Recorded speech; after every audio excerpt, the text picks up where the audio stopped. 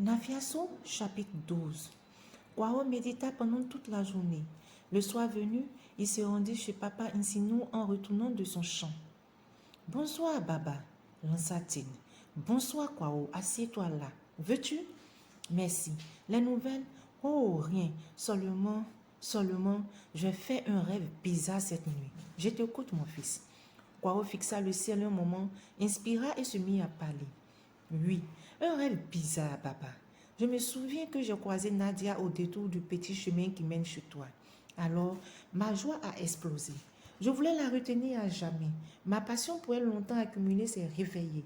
Je sentais qu'elle voulait encore une fois me quitter, me fuir, m'abandonner comme elle l'avait fait il y a plusieurs années. Elle se débattait, voulant s'en aller, mais moi je ne voulais pas. Je l'ai possédée, Baba. J'étais heureux, c'était sublime. Ma Nadia, belle et irréelle avec les reflets de la lune sur sa peau. Je ne sais pas si tu pourras comprendre cela. Ensuite, je me suis rendu compte à mon réveil que ce n'était qu'un rêve. Et pourtant, il y avait les traces de lutte caractérisées par les feuilles meurtries autour de moi. Cela m'a intriguée.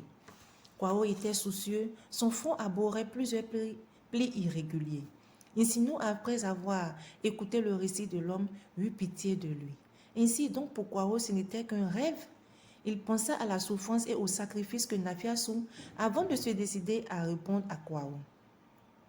Dire la vérité à ce dernier ne ferait qu'ajouter un autre malheureux sur la liste. Il savait que Kwao ne s'en remettrait jamais, qu'il avait été victime de ses illusions et de sa passion pour Nadia. Nafiasu n'étant pas là pour le moment, Insinou s'abstint de toute révélation avant le retour de la jeune fille. Au demeurant, mieux valait laisser le temps arranger les choses. Feindre l'ignorance était donc la meilleure solution pour l'instant. Ce n'est qu'un rêve, Kwao, dit le vieux Insinou. Ce n'était qu'une hallucination.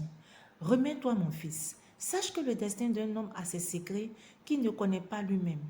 Cela est compliqué, mais c'est ainsi et on est bien obligé de faire avec.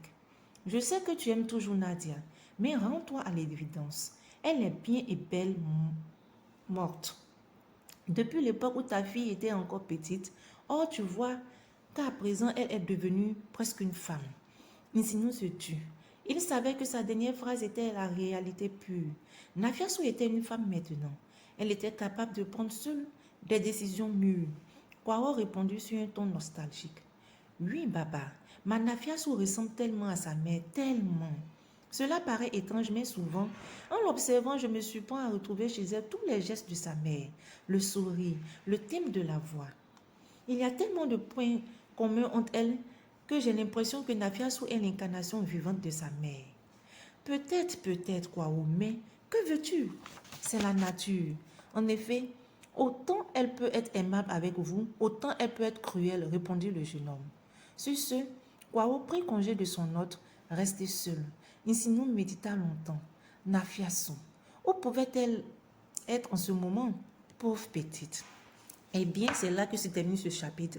Et bien entendu, nous nous posons aussi les mêmes questions que le vieux Insinou.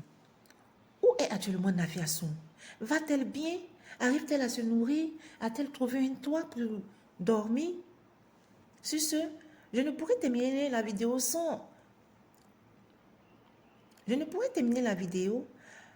sans souhaiter une bonne fête des femmes à toutes les femmes de ce pays, en particulier à celles de la Côte d'Ivoire. Et j'espère que tous les sacrifices que nos dévanciers ont faits ne sont pas vains.